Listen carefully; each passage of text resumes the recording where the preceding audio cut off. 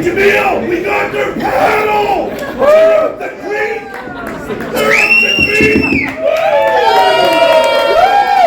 Hello, Durham.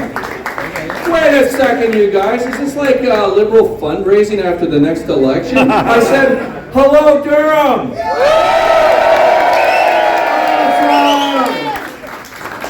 Now, I gotta tell you, when Jamil asked me if I would introduce him, I gotta tell you, it was my pleasure. But I also want to tell you guys, it is my honor. Over the last few years, I've had the opportunity to get to know Jamil. And I gotta tell you, he's one of the best individuals that I've ever met.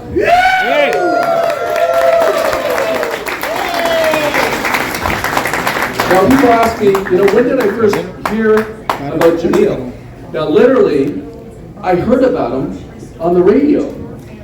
I don't know if you guys realize this, but members of parliament, we spend a lot of time in our cars. We have this really strange relationship with our cars. And when we're driving back and forth, it's like we want to listen to something. We want to listen to something intelligent, meaningful. And does anybody here, do you commute? Like, does anybody here commute? Put your hands up. Yeah. Like, what do you listen to?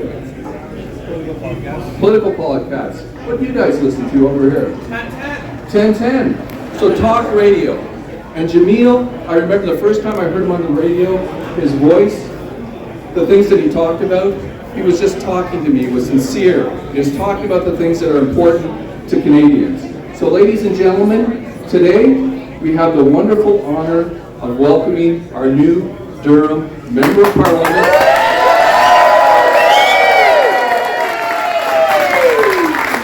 The man you can trust to axe the tax, build more homes, fix the budget, stop the crime, Jamil Jivani.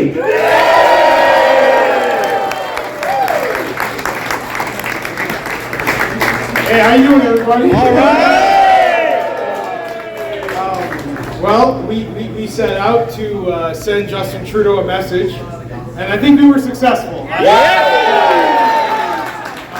Durham wants Pierre Poilievre to be the next Prime Minister of Canada, and I think that has been the resounding message from Scugog to Oshawa to Clarington, and I appreciate you all being here to celebrate this victory with us very much. Thank you. I also, of course, want to thank Colin for the very kind introduction. He has been a great mentor, a great friend, and a great neighbor here in Durham. So I have a lot of people to thank, and I'm going to do my best not to forget anybody. But of course, I want to acknowledge our campaign manager, Lee Boswell, on this fantastic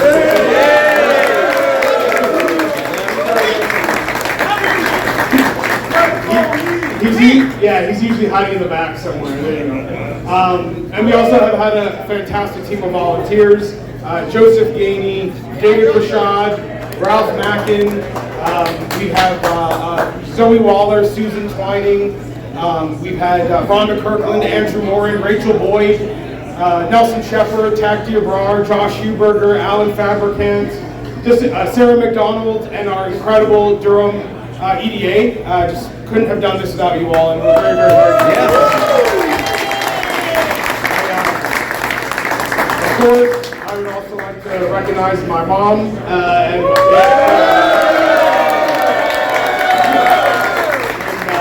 and my sister Jasmine, and my brother-in-law Peter. They've been by my side during this whole journey, and I'm very, very grateful. So thank you guys. I love you very much. The writ period started 36 days ago on this campaign, and you may recall that it kicked off with Justin Trudeau calling me names. He called me a twofer, which some of you probably still haven't figured out what that means. I know it's very confusing. It was an odd time. But what I think, what was very interesting to me about it is I think it sort of signaled a few things that are worth remembering tonight as we celebrate this victory. The first is that Justin Trudeau doesn't really know what to do with people like me. He doesn't know what to do with a lot of people in this room.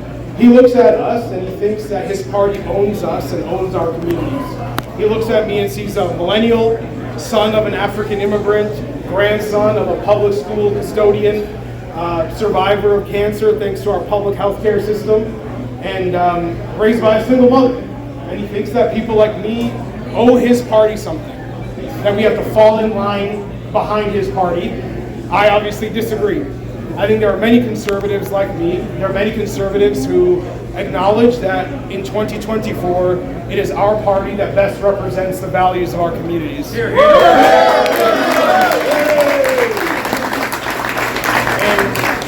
And in the candidates we nominate for the upcoming general election, and in the room right now, where you can look around and see the diversity of Canada is present here, Yes. you will see that Justin Trudeau better get used to it, because it's not changing anytime soon.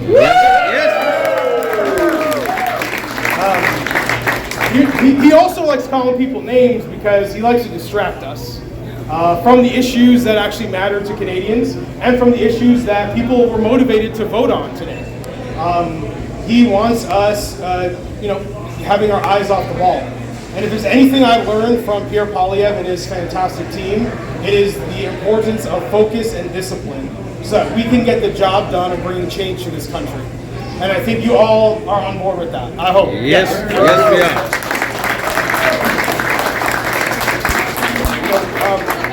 are. We have called this a carbon tax election. I said this 36 days ago. I said it earlier today.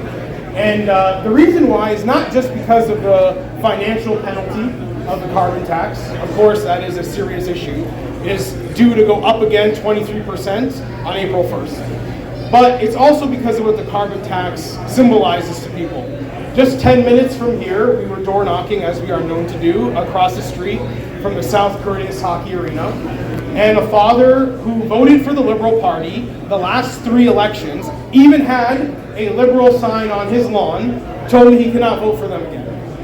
And the reason is because of the carbon tax. And I was confused because I said to him, well, the carbon tax is an issue in 2019 and 2021, so why is it a problem for him now? Why is he making a voting decision based on the issue now? And what he explained to me was that it symbolized betrayal. That as life was getting more expensive for him and his wife and their daughter, as the cost of everything was going up and up, the Liberal Party decided they were still going to raise taxes on this man, making life even harder. And he really thought the Liberals and the Prime Minister cared about him. And his heart was broken to realize that they were putting a political agenda over people.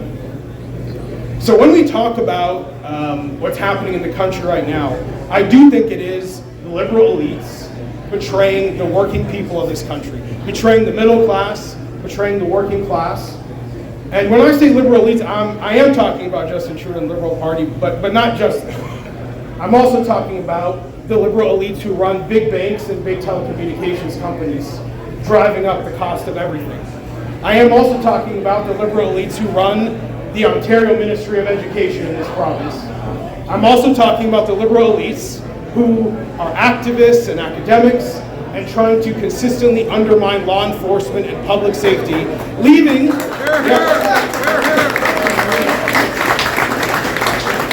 the most vulnerable Canadians with fewer protections from our justice system. When you want to spot them, it's pretty easy, and it's bigger than partisan politics.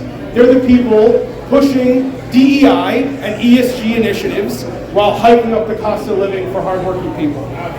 They are the people who virtue signal and engage in performance theater while your life gets harder.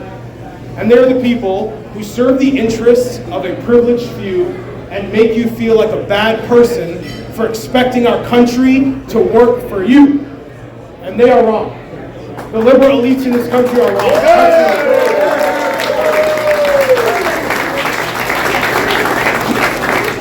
You are not a bad person for believing that Canada should work for those who do the work. And I will never forget that father across the street from the South Courteous Hockey Arena. I will not forget his wife or his daughter, and I will not forget the tens of thousands of people I met in Oshawa and Curtis and Scugog who feel the exact same way he does. Hardworking people in this country deserve a voice in the House of Commons.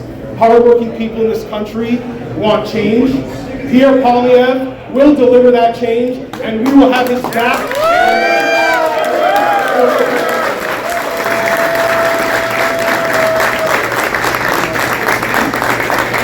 I thank you all very much for being here. I thank the good Lord above for his protective hand over me and all of us.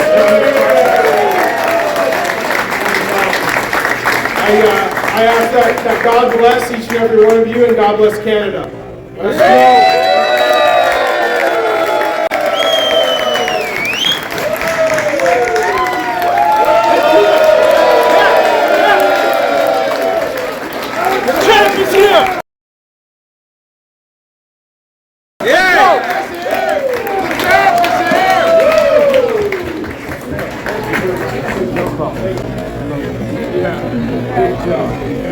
Thank you. Thank you very much.